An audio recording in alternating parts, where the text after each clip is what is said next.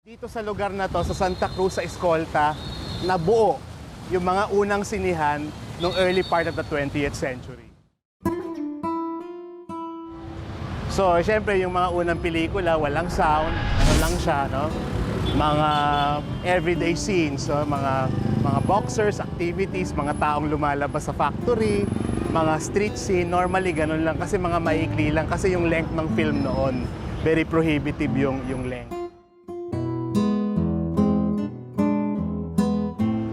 So, yung Escolta, ang sinaunang central business district sa Pilipinas, no?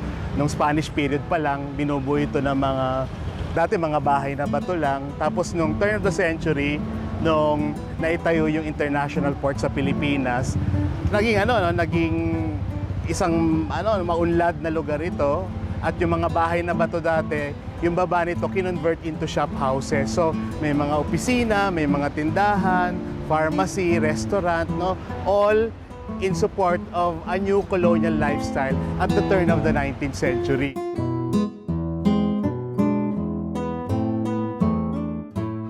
Dito sa Tomas Pinpin Street sa Escolta, actually ipinalabas yung unang pelikula sa Pilipinas noong January 1, 1897 sa loob ng isang makeshift na sinihan, yung Salon Pertiera. We found out that yung Salon Pertiera pala ay nasa taas niya yung Casino de España at yung German Club. So, tinrace natin uli yun at napag-alaman natin na sa Calle Perez. Calle Jacinto de Perez. So, later on, napalitan yung Calle Perez into Tomas Pinpin.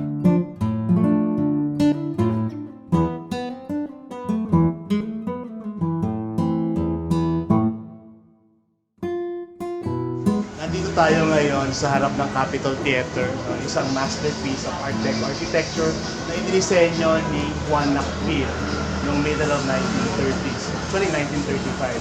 So, if you will look at the building, the facade is dominated by two figures of Filipina carrying symbols of music and cinema. So, bakit Art Deco yung napili estilo? Because Art Deco was about luxury, fantasy, and exoticism, which coincided with the aspiration of the Filipino movie going public. So, mahalaga rin natin tingnan itong arkitektura ni Juan Nakpil bilang isang development sa evolution ng tipolohiya na sinihan. Kasi ito yung makikita mo sa lobby, yung na may mural. Doon sa mural na yon, in particular, yung Rising Philippines ang title. Kung saan yung tatlong modernist, si Boto Francisco, si Idades at si Manansalang nag-collaborate. Pero nasira na siya noong panahon ng gera.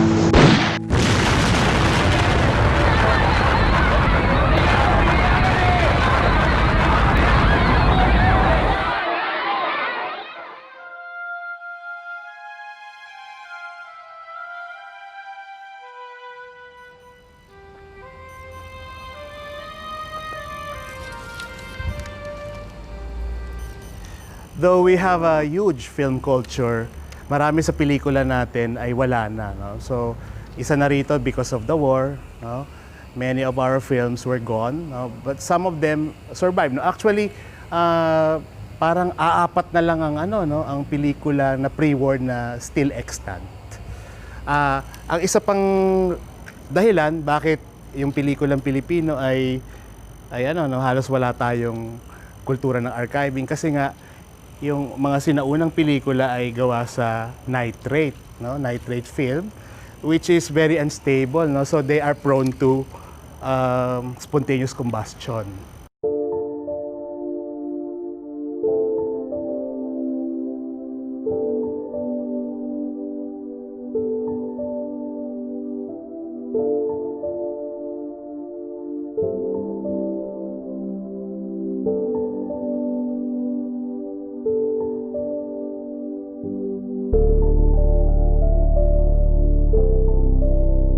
When you look at it, bakit ang Hapon, ang Japanese, masigasig silang mag-preserve ng mga pelikula? When you have a culture that dates back several hundred years and you're very, very proud of it, it behooves you to preserve various elements of your culture. In general, the film is important not only because of its aesthetic or artistic value, but also it is the culturally and historically very, very important things.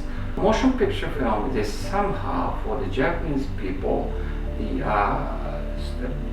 proof that Japan had a very, very highly cultural heritage of the early 20th century.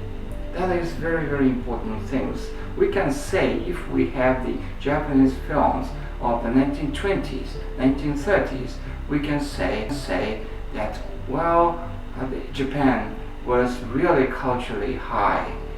Primitive stage of film preservation was already there, but we kept the film not in the special vaults, but only in this building, the basement, and the other place we kept the films.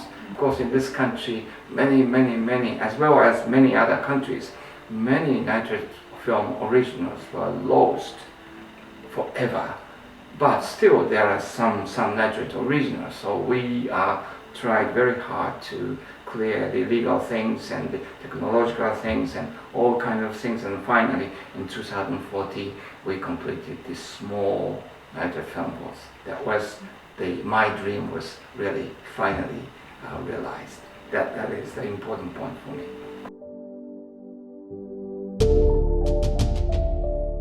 Sa Philippines kasi, I think one of the main problems kaya walang masyadong initiative ang archiving kasi naman dati wala ka namang aftermarket after theatrical and TV.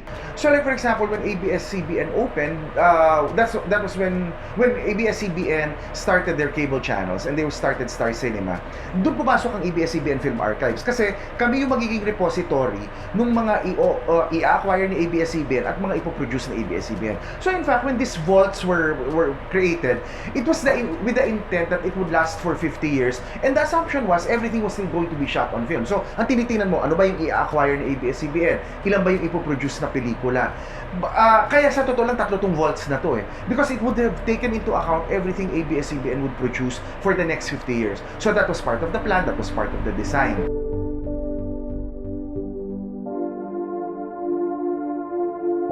I'm Mary Del Pilar.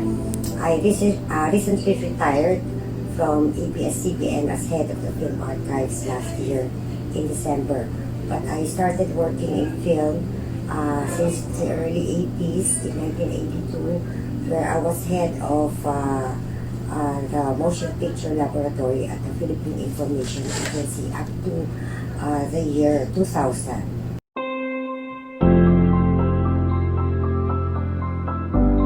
Ang dream ko talaga is to be able to work in a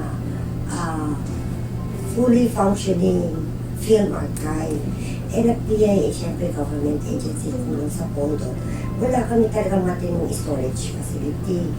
And I knew then at the time na ako sa PIA, nasa ABS-CBN na pwedeng mangyari yun.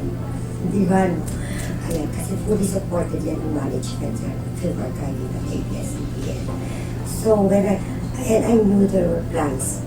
There were plans already to build fully operational, non-modified, ibig sabihin purposely built. Yung talagang ginawa. Pag sinabi kasi modified na storage facility, the existing kang building or room, tapos i-modify mo, dadagdagan mo na insulation para to work as a vault. Kaya lang when you build a purpose, when you construct a purpose-built storage facility, sa plano pa lang ng building, kasama na sa design, yung vault. So talagang yung mga walls na built-in na yung insulation mo na, dito ko siya na-realize sa ABS-CBN.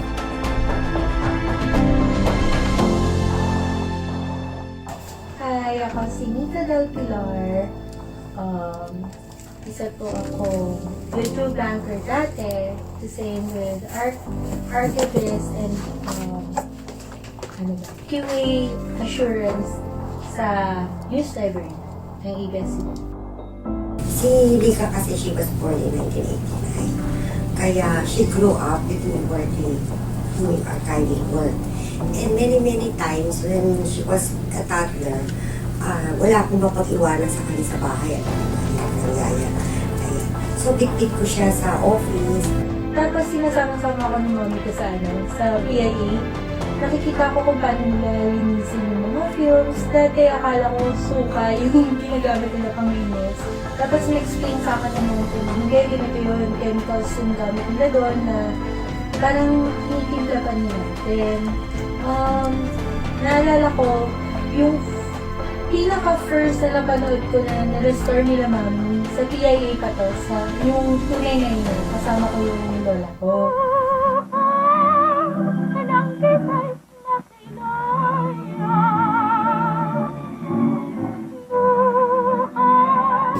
So, andun na ako sa labas ng sinihan. I was waiting for my mother and my little girl. Tapos finally, they came out. Alam mo, yung mother ko sa si Monica, they were hand in hand. Tapos they were singing the theme of Tunay na Ina. Tapos, yung lola ko, doon ko nakita yung happiness sa eyes niya nung nanonood. Pag lumalabas si Tita Doran, kakalabitin niya ako. Yun yung idol ko. Tapos papalakpak siya gano'n. Tapos sasabayan niya ng kanta si Tita Doran. Tapos doon ko parang sabi ko, ang ganda pala ng mga classic films talaga noon. Na sayang kung hindi siya mare-restore. Kaya talagang sumasama ako kay mom pag may mga restoration na gano'n.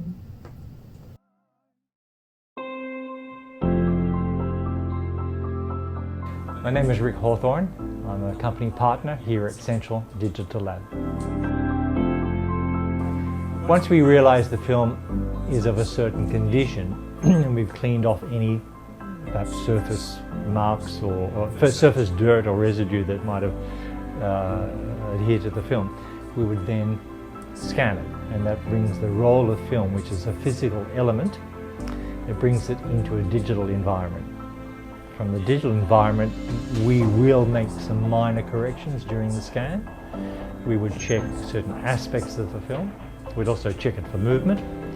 We would then send that digitized file to a server for storage.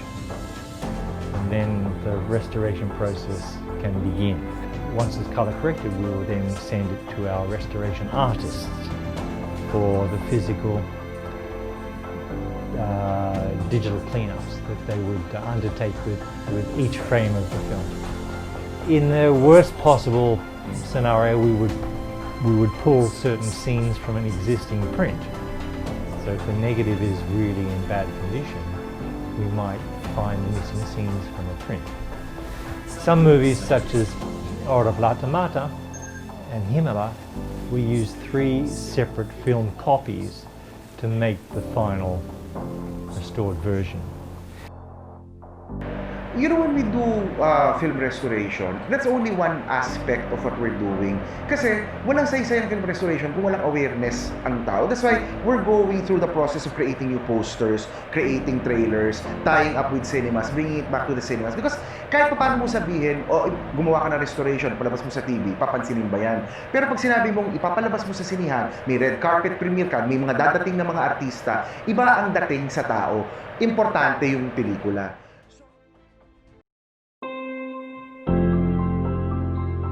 I'm Hector Barreto Calma. I'm a filmmaker and an educator. At the same time, I own Cinema Centenario.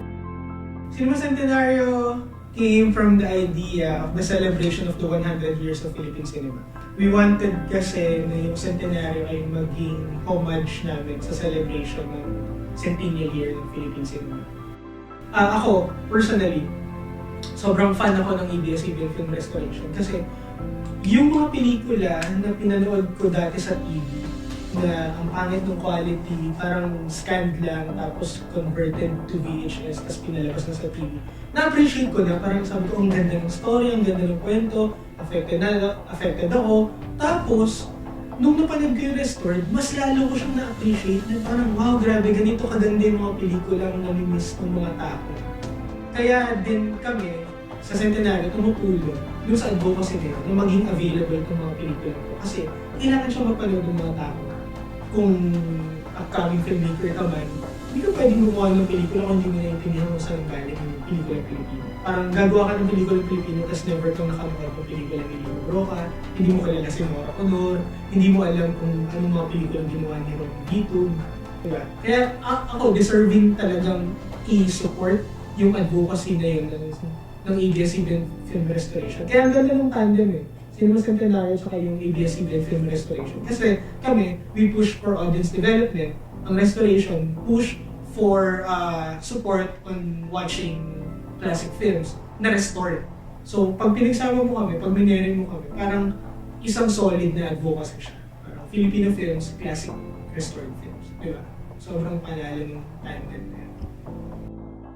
Sa akin yung pelikula memory siya, regardless if it's a restored, classic, or current film. Memory yung nire-record mo sa pelikula. Na every film na mapanood mo, may ipapaalala siya sa So mahalaga siyang i-restore, mahalaga siyang i-archive, kasi treasure itong mga pelikula mo. If you love classic films, support yung mga film show, participate, ita-dialogue, promoting the work of archiving. Anong gagawin natin doon sa mga films kung hindi natin itatago, itatapon, or gagawin turotot, di ba? Sayang eh. Instead na mapanood siya ng mga next generations, bakit hindi na lang natin i-preserve para mapanood pa nila at ma-appreciate? Kasi sayang talaga. And the film itself is a memory for all the Filipino people. So very, very important to preserve them.